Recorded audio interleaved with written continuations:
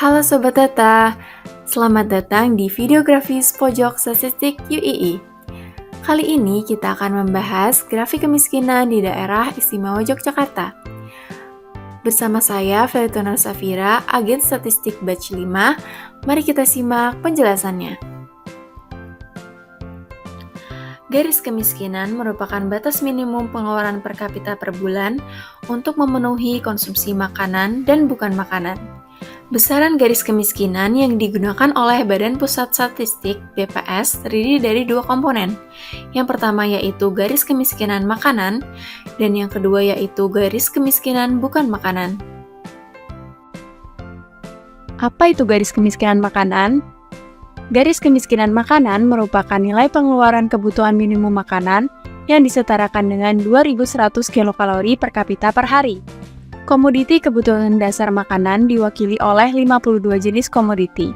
Di antaranya padi-padian, ikan, daging, telur, sayuran, dan lain-lain. Kemudian, apa itu garis kemiskinan non-makanan? Garis kemiskinan non-makanan merupakan penjumlahan nilai kebutuhan minimum dari komoditi-komoditi non-makanan terpilih yang meliputi perumahan, sandang, pendidikan, dan kesehatan. Nah, gimana sih cara mendapatkan data garis kemiskinan? Data garis kemiskinan dapat dihitung dengan menjumlahkan garis kemiskinan makanan dan garis kemiskinan non-makanan.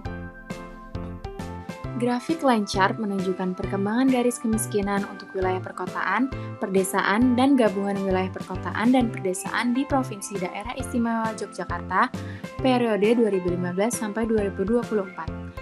Dalam kurun waktu 2015 sampai 2024, rata-rata peningkatan garis kemiskinan di perkotaan tercatat sebesar 6,82% per tahun.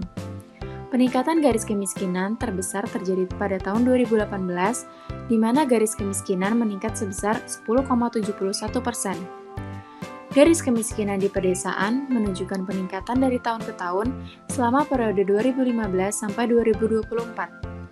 Pada periode 2015 sampai 2024, secara rata-rata garis kemiskinan di pedesaan meningkat sebesar 5,95% setiap tahunnya.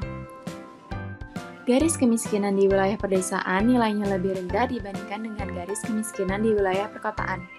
Selain itu, laju peningkatan garis kemiskinan di pedesaan juga lebih landai dibandingkan dengan garis kemiskinan di wilayah perkotaan. Laju garis kemiskinan di wilayah pedesaan yang lebih rendah daripada di perkotaan terkait dengan laju inflasi harga barang dan jasa di daerah pedesaan yang relatif lebih stabil dibandingkan di daerah perkotaan. Selain itu, tingkat konsumsi di daerah pedesaan yang lebih rendah dan relatif tidak berubah dibandingkan dengan perkotaan juga turut memberi andil terhadap kondisi tersebut. Berdasarkan data, pada tahun 2024, beras, rokok kretek filter, perumahan, dan daging ayam ras adalah komoditas yang mendominasi pembentukan garis kemiskinan.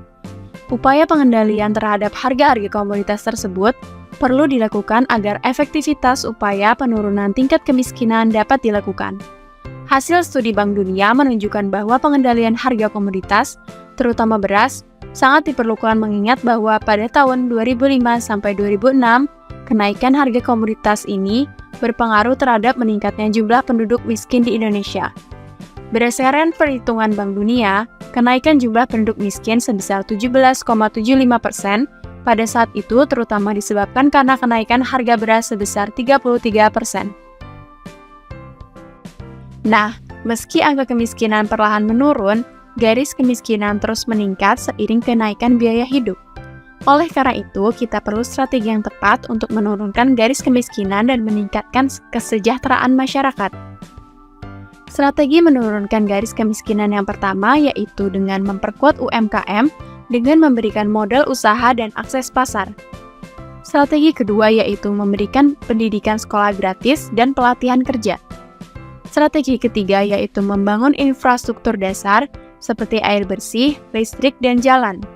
Strategi yang terakhir yaitu memberikan bantuan sosial berupa bantuan langsung tunai dan subsidi pangan. Sekian videografis kali ini, terima kasih dan sampai jumpa!